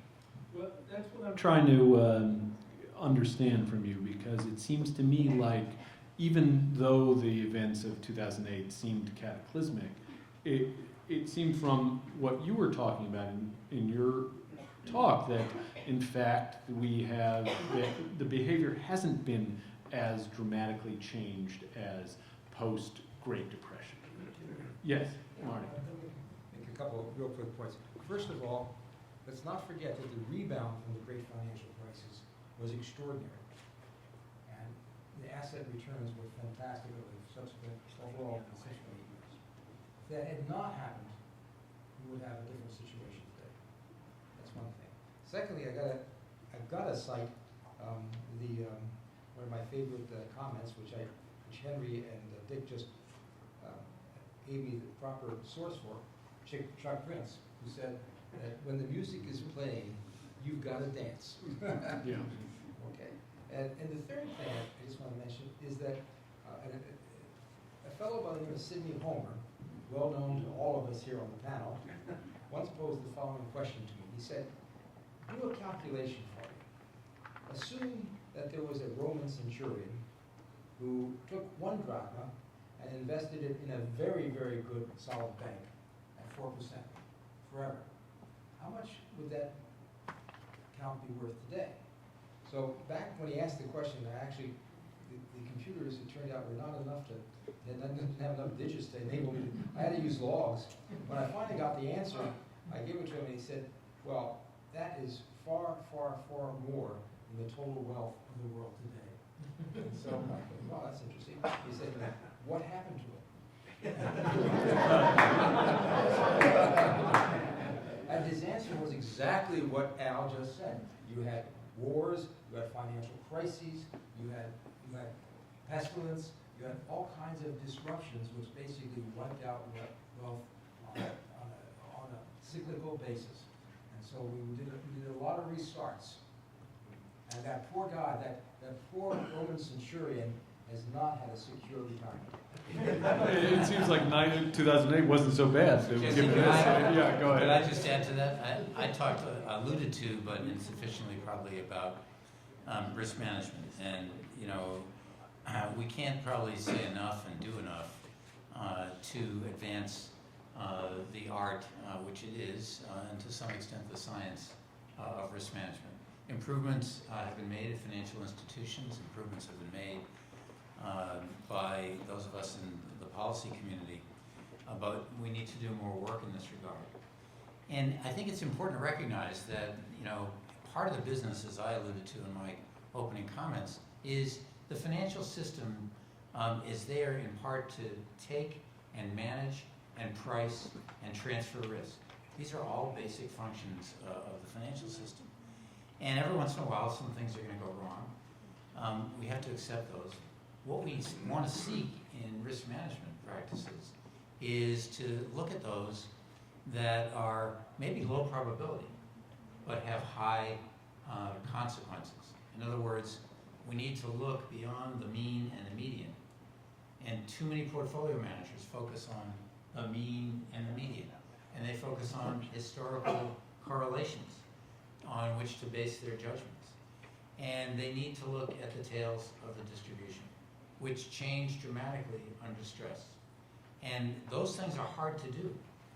But that doesn't mean we shouldn't try to go after them, because it's those stress events that are going to result, in addition to Al's litany of woes, pestilence, war, famine, and 12 plagues, or whatever, how many there are, to erode wealth, to erode not just our wealth, but also our economic resilience and our financial security. And so it's guarding against those major events that we need to, you know, really invest more in. You know, a minor crisis here and there is something that we certainly can't foresee them, as I indicated. We can't predict them. We can't know what their nature is. And that's why resilience is so important, and risk management is a part of that resilience. Well, the Fed is obviously, in the post-Dodd-Frank world, the most important player in ensuring just that, and monitoring the system, and not only from a regulatory point of view, but through monetary policy. But Henry, you were saying, it seemed to me, two things. One, that it's got a very diffused responsibility now, maybe overstretched, and then two, that it's boxed itself into a corner on monetary policy. So is the Fed up to these jobs, and is that a threat to the system if it's not? Well, I would go back and say to you, what the Fed failed to do, among other things, was ask the question. For example, when derivatives became very popular, what will that do to the structure of finance? What will it do to risk-taking? When we removed the Glass-Steagall Act, did the Fed tell Congress this is going to lead to massive concentration and change the structure of the financial markets? It did not. And therefore, the absence of those Fed actions actually put the Fed into a much more powerful position. Back in the days of Bill Martin, when he was chairman of the Federal Reserve, hardly anyone knew who Bill Martin was at the time, for heaven's sakes. He hardly ever gave a speech. The individual Fed governors never spoke. The district banks didn't speak at all. There were very few press conferences. They were behind the scene. Today, they're on top of it all.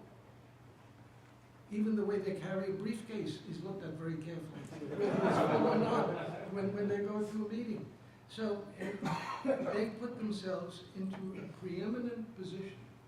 And if you're in that institution, you probably have to feel pretty good in terms of what you really represent as compared with years ago, where I think the chairman of the Federal Reserve has become more preeminent than the Secretary of the Treasury. And who listens to Secretary of the Treasuries or Chancellor of the Exchequers? But everybody listens to whoever it is that represents the central bank in Europe or in China or anywhere else. So it has gotten itself into a position from which it cannot anymore withdraw. And therefore, it will become more politicized. And the issues will be taken up as to who elects the president of the Federal Reserve Banks, and should we have 12 Federal Reserve districts? And what about those governors that served 14 years, but they never really finished their terms? And how about them? And all of that in times will come when the Fed gets more into a spotlight, and the next pressure comes when either interest rates go up, or when there is another bubble. When there is another bubble that breaks, the political body has put into place a new set of legislations. One of those gentlemen is going to appear tomorrow. But the political body is saying, if anything goes wrong now, you've gotten the power to have prevented all of this. And we're going to call you in front of Congress, each one of you who were given this responsibility, and why did you fail? Don't tell us you didn't have the authority. And that's a different position than the central bank was in years ago. So, not to be overly simplistic, but are we worse off now that the Fed has this prominence, or are the mandarins at the Fed up to the task of managing our economy? I'll let Allie answer. Al, do you have a view? Well, they're only human beings like the rest of us. I thought there were And some I think mandarins. that I don't know how the political changes will work out, but I think it's useful to emphasize that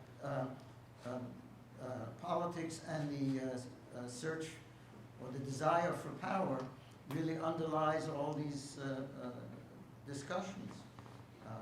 For myself, I think it would be better if there were only one chairman of the Federal Reserve, so that we would know whom to hold accountable. And that the Federal Reserve does not get immobilized by disputes within among the Federal Reserve officials, which so far the chairmen have on the whole been very successful in avoiding, but I think that's really an issue for the future. I'm very good at not answering questions. All right, well, here's the last. Not all questions have answers. Here's the last of my questions before I open it up to the audience. Feel free to answer or not answer. You, Henry, talked about Glass-Steagall. You talked about having big, complex institutions. You mentioned a certain socialist candidate who's running a platform of breaking up the banks. Should we do that? Would that be better for the American financial system, and this is open to everybody, if we broke up the banks? For now, stipulate that we have some mechanism to do so. Well, this is not easy to do, but everybody, there are many that believe it's difficult. But look, there are certain aspects of each one of these big conglomerates that can be spun off. Their consumer credit business can be put into a separate, independent, stock-owned entity. The asset management business can be put into a separate, independent entity. Good part of the investment banking business can be put into this separate entity. And the value of having institutions specialize in an activity is that they're easier to evaluate and to understand as to what they're doing. The more complex they are, with all these activities, the more difficult it is to understand. Just think of it that you're the head of JP Morgan Chase or Bank of America, and you're sitting on top of it. Can you really understand the magnitude of risk-taking in that entity with so many activities spread around the world? Very difficult. He's going to have to struggle with knowing those risks. Well, Dick, now we'll put you on the spot. I think I know the official view of the Obama administration, but what do you think? Could we split these institutions off and make them much more simple to understand and safer for the stability of the financial system? I'm going to be even more direct than Al, because I don't make policy. The OFR does not make policy. And that's a policy question. Our job is to evaluate policy, not to make it and not to opine on it. And so I'm not answering the question. Well dodged. Well dodged. Marty, Al, do you care to not dodge? Or? You didn't answer that question at length. I defer to my colleagues on this subject, but I will say that somehow it seems to me we have to take cognizance of the fact that in most of the developed countries, aside from ourselves, there is a concentration of big banks. And look what they did. Well, that's why I defer to my colleagues. All right. Does anybody? Yes. I just wanted to say that what Henry is describing is exactly what is happening. It's not happening in a very organized or sequential sort of way, but this fragmentation of the institutions into specialized pieces is in fact going on all the time. Right. Okay. Sure. We have some questions. Okay. All right. How about over there? Yes. Hello. It's on. Hello. My name is Torvald Moen from the Central Bank of Norway. I have two observations on this very interesting panel. One is, I think everybody agrees that we have too much private debt. We have a pyramid of debt, but we don't know what is the right level. And I actually remembered a paper that Mr. Kaufman gave in the Jackson Hole Conference in '86, where you noted the same issue and where you said that we have way too much debt at that time. That's 30 years ago. And you also noted that we need more equity and less debt, which I think everybody would agree with. And it reminded me of Minsky's teacher, Henry Hyman, who certainly wasn't a radical, who actually suggested that we should have equity and perpetual and nothing else.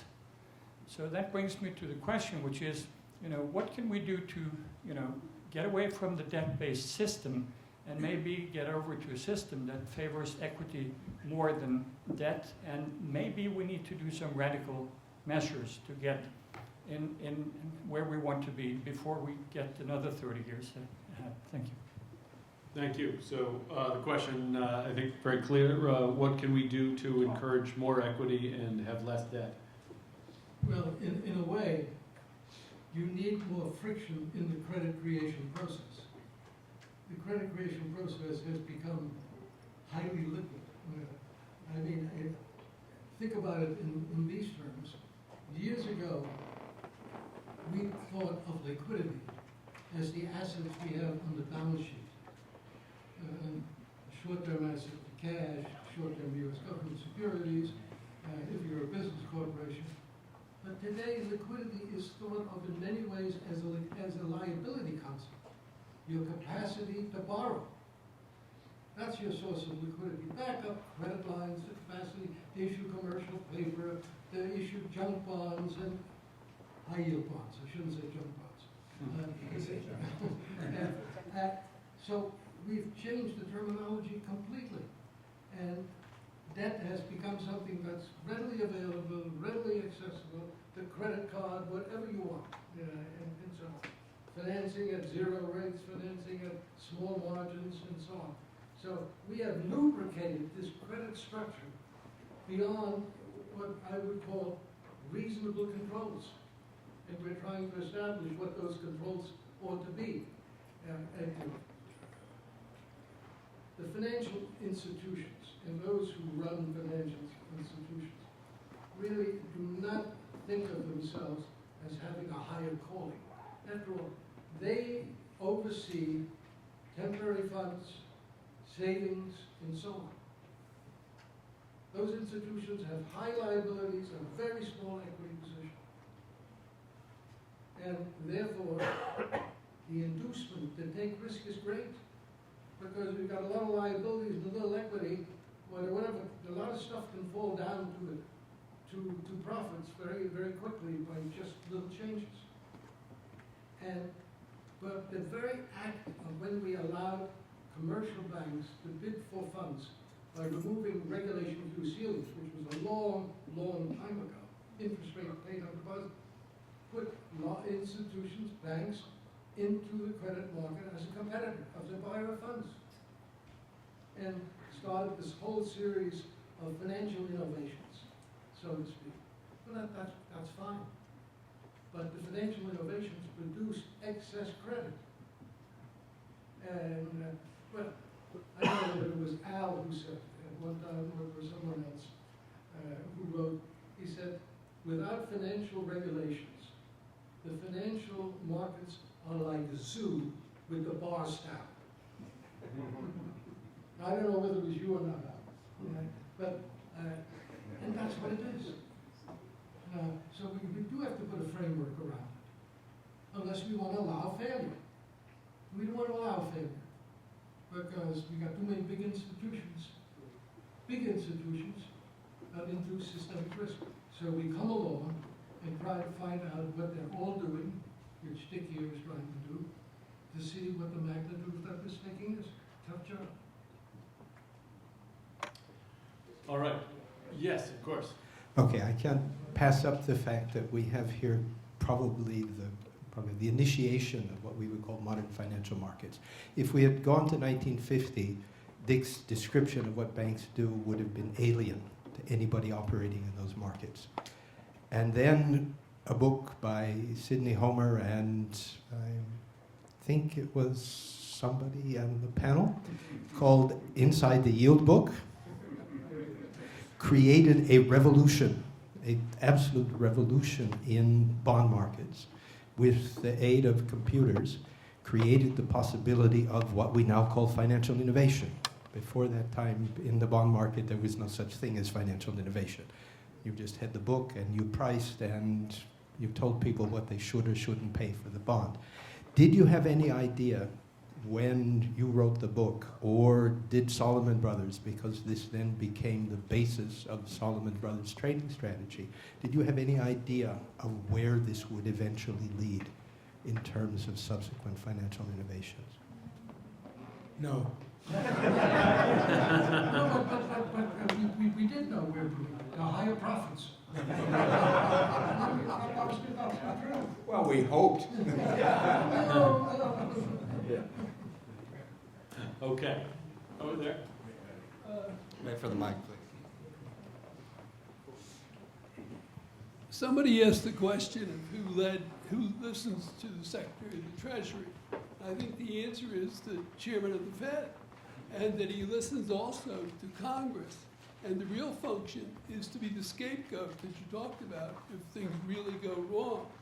And that Bernanke was not made a scapegoat in this last time because he was so cooperative in rescuing everybody in sight and trying to figure out new ways of getting the economy going again.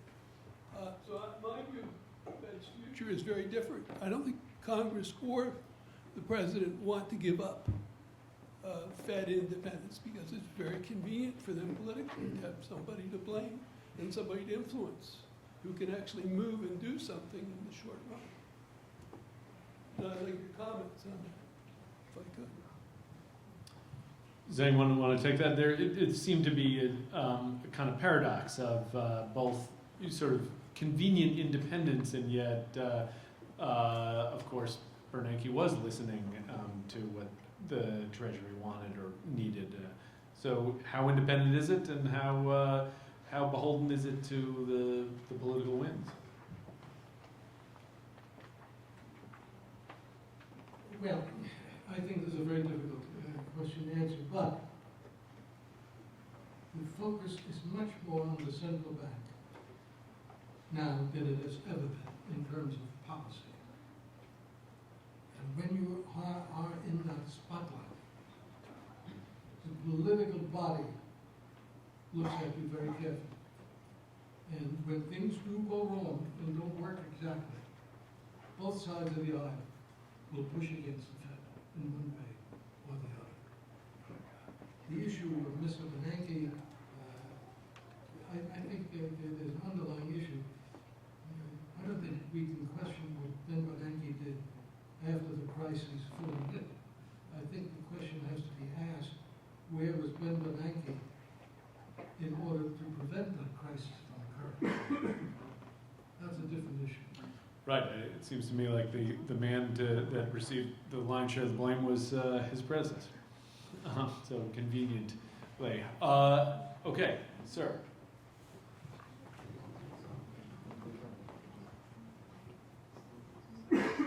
Yeah, hi, Joe Bongiovanni from the Kettle Pond Institute. And with regard to central banks and central bank power and central bank policy, Dr. William White, former director of monetary and economic policy at the BIS and currently director of development at OECD, his recent paper on monetary policy for the Group of 30 says we should really be abandoning the central bank lever for advancing our national economies, and we should be moving towards fiscal policy in order to achieve some growth in the economy. And he does it after presenting, of course, a whole series of very significant factors with regard to why he's come to that conclusion. And I just would like to hear what you might think about that. Thank you. More fiscal policy, do you agree? Well, I agree with the mention. I think it's probably going to occur no matter who's going to become president of the United States in the fall. That the American government does have the capacity to borrow more money, to increase the size of its deficit. The composition of the way that would be done is more politically determined than anything that I would argue for one way or the other. But I think that will occur. And it is kind of disappointing that in the last couple of years, the central bankers haven't pushed more and said, we're going as far as we can. You've got to get up and do something. And they've been relatively mute in the process. Well, but hasn't one of the major parties in the United States actually shut down the government because it's resisting more spending and has been worried about debt? And how large a constraint has that been on fiscal expansion? Well, I would hope they read Al's paper on credit flows, which he just mentioned, and the value of those credit flows in the functioning of economic and financial system. It's an economics. I don't know where that was taught. All right. Well, we'll get the Republicans in Congress to read a challenge. Isabella.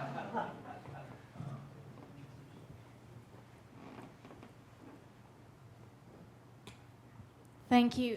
The panel alluded to the role of technology in helping to break up the banks and bring in some competition. I'm from London, and our Chancellor, George Osborne, is definitely sort of forwarding this idea that fintech can be the saving grace of the City of London.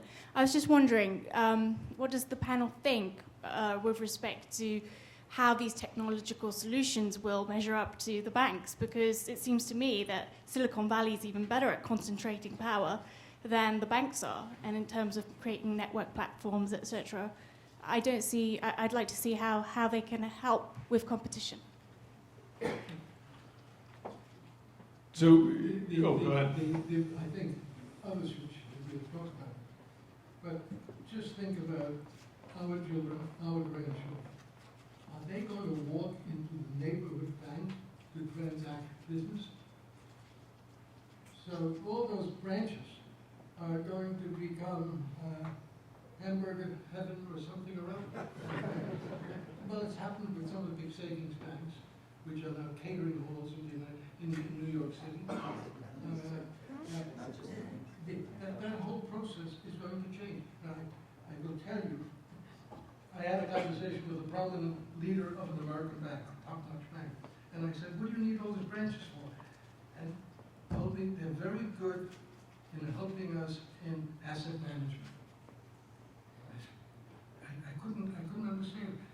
I am going to walk into a local branch where there is an individual sitting, and I'm going to tell him, here are my assets, I want you to help manage it. That's what he said. Now, those branches will disappear.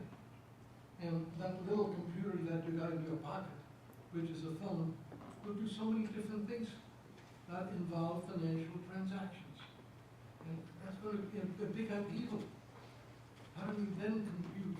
How is he going to follow all those transactions and monitor them and so on? It's a massive revolution that's ahead of us within the next 10, 15 years. I don't know what's worse, war, pestilence, or the rise of Silicon Valley and taking over our financial system. Does anybody else want to talk about fintech? Okay, we have time for one more question, I think. Sir. I'm just wondering if you would make a comment about moral hazard and leave it at that. Moral hazard, take it away. Well, maybe I'll just state the official position, which is... that's not... we can all be on, yeah. No, there's plenty of press in the room. I'm not here to make news. But the fact of the matter is, as others have pointed out, moral hazard is sort of part of human nature because people want to be protected. Part of the goal of setting up the Financial Stability Oversight Council, which has 3 mandates, the third of which is to restore market discipline. And Henry alluded to it, Al alluded to it, and implicitly Marty alluded to it, and I certainly mentioned it. Restoring market discipline really means changing the incentives so that you harness the market to reduce moral hazard rather than increasing it. So there's a tension there, and I think the proper role of government is to solve the collective action problem, to change those incentives in a way that harnesses those forces to channel the instinct for embracing moral hazard, to really examining risk more closely, examining the risk of not just your counterparty, but your counterparty's counterparty, so that you can understand where the risks lie and how to manage them across the financial system. Let me ask that in a slightly more specific way, which is that there were one of the great lessons that seems to have been drawn in the financial crisis is that letting Lehman go was a mistake. And then in the subsequent bailouts, they weren't as punitive as some people have called for. We certainly didn't nationalize the banking system. So did we create an enormous amount of moral hazard that we will eventually pay dearly for?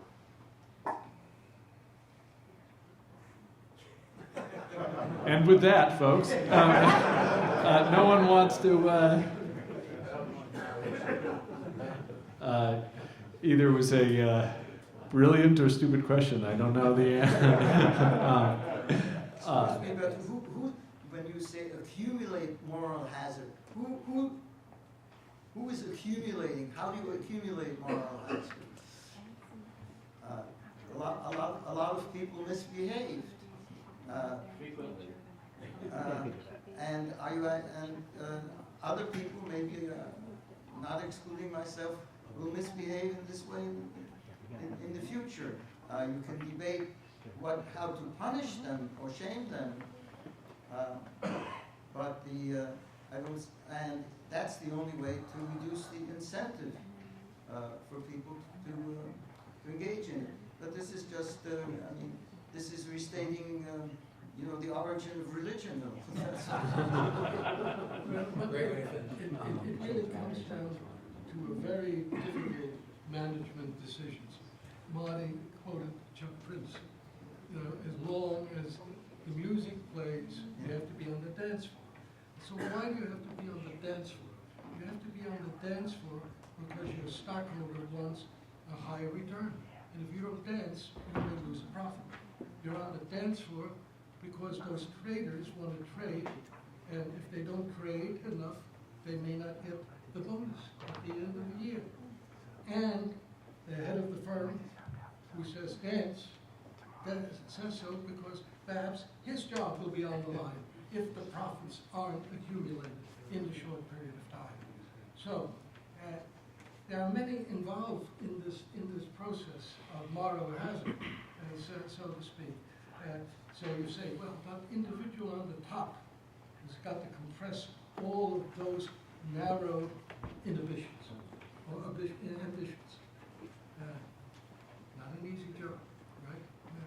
And we're going to hold him accountable for whatever. All right. Well, thank you very much.